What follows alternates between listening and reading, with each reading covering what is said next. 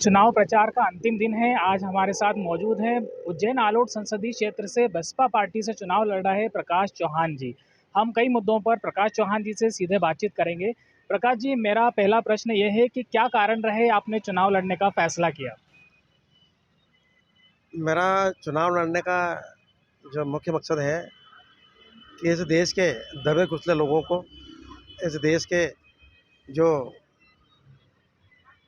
लाचार लोगों को, जिसके पास शिक्षा नहीं है, रोज़गार नहीं है, और एक तरह से कांग्रेस और बीजेपी की दोनों सरकारों ने दो भारत बना दिए हैं इस देश में। एक भारत अमीरों का है, एक भारत गरीबों का है, और गरीबों का भारत और अमीरों का भारत में काफ़ी दूरियां हो गई है।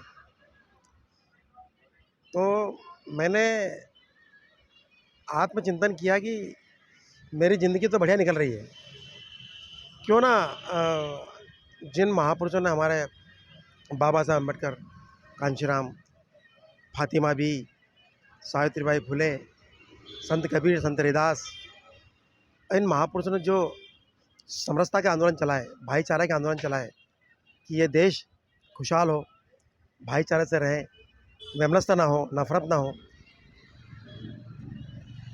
लेकिन अगर हम लोग आज देखते हैं कि भारतीय जनता पार्टी की सरकार ने इस देश को बर्बाद करने में कोई कसर नहीं छोड़ी। आए दिन नई नव युवा पीढ़ी के दिमाग में ऐसी नफरत से घोल दी गई है। तो उस नफरत को ख़त्म करना, बेरोज़गार युवा आज आत्महत्या कर रहे हैं। एक पेरेंट्स, जो माता पिता होते हैं, अपने बच्चों की शिक्षा दीक्षा के लिए वो अपना सब कुछ लुटा देते हैं,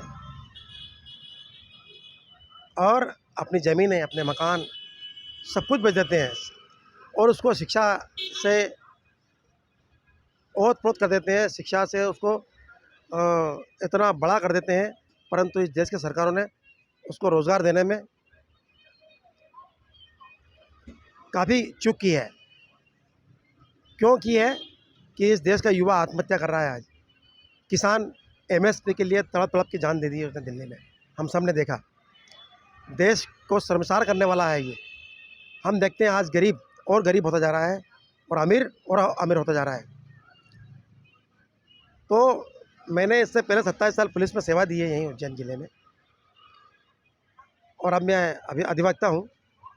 मैं चाहता हूँ कि इस देश की, इस क्षेत्र की जनता सोचे, आत्मचिंतन करे, मंथन करे, और फिर वोट देने जाए। क्या जो जुमलेबाजी की गई थी, एक वर्ष में 2 करोड़ युवाओं को नौकरी देना, क्या मैं पूछता हूँ इस क्षेत्र के युवाओं से, उन्हें रोज़गार मिला? आज हम देखते हैं किसान रात दिन मेहनत करता है, क्या उसे एमएसपी दी गई? क्या वो और उसके बच्चे मान सम्मान की ज़िंदगी जी रहे हैं? उज्जैन आलोट संसदीय क्षेत्र में क्या स्थानीय मुद्दे हैं? स्थानीय मुद्दे, प्रमुख मुद्दे यही हैं जो मैं बता रहा हूँ। आज जैसे हमने शिप्रा नदी में देखा, कांग्रेस के विधायक जो उम्मीदवार हैं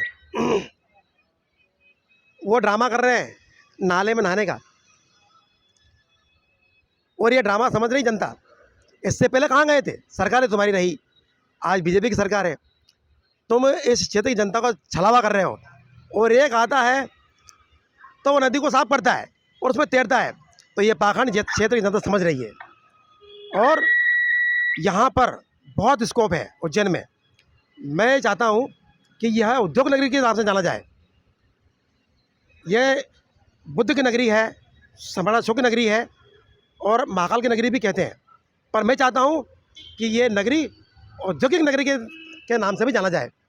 यहाँ पर उद्योगों की काफ़ी संभावना है, और जितना पैसा कांग्रेस बीजेपी की सरकारों ने यहाँ बर्बाद किया है, उसी पैसों से हम यहाँ उद्योग डालेंगे, और युवा पीढ़ियों को रोज़गार से उनको भरपूर कर देंगे, ताकि वो अपना रोटी कपड़ा मकान और इज्जत मान सम्मान की ज़िंदगी जी सके। अभी तक आम जनता से क्या प्रतिसाद मिला है आपको? आम जनता मुझे काफ़ी अप्रिशिएट कर रही है। मैं गरीबों के मोहल्ले में जाता हूँ, और उन लोगों से मेरी मुलाकात हुई है जिन लोगों को आज इन तक कांग्रेस बीजेपी की सरकारों ने कुछ नहीं दिया। केवल छलावा के नाम से, धोखे के नाम से उनका वोट लिया और इसके अलावा उनको कुछ नहीं दिया। तो मैं जो स्वास्थ्य की जो समस्या है हमारे इस क्षेत्र में ही, हमारे पूरे देश में, जो शासकीय अस्पताल होते हैं वहाँ पर पूर्ण रूप से दवाई नहीं होती है, पूरे इक्विपमेंट्स नहीं होते हैं। अब बेचारे गरीब आदमी अपना इलाज कराए तो कैसे कराए? वहाँ के डॉक्टर्स और वहाँ की व्यवस्थाएं ऐसी है कि उन्हें प्राइवेट अस्पतालों के लिए उन्हें रवाना किया जाता है।